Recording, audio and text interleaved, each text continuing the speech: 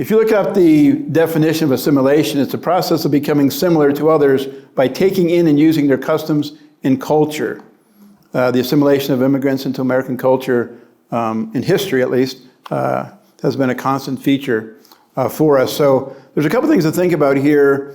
If we think about the idea of intermarrying, which people have a tendency to bring up, that situation always specifically refers to the inhabitants of Canaan who were pagans.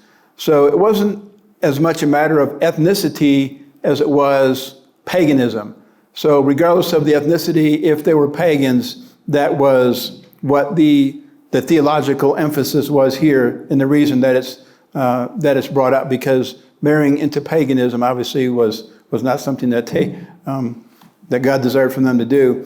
However, when you think about other things as far as assimilation is concerned, thinking about the Great Commission going into all the world, thinking about when we get to heaven together, every tribe, every tongue, every nation will be worshiping, we'll be together, in other words.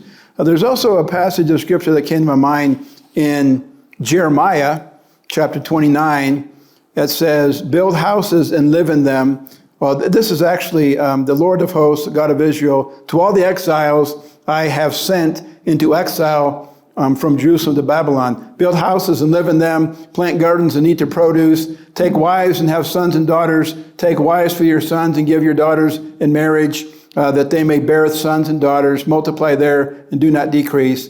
But seek the welfare of the city where I have sent you into exile, and pray the Lord on its behalf, for in its welfare you will find welfare. So I think obviously the emphasis here is the command to.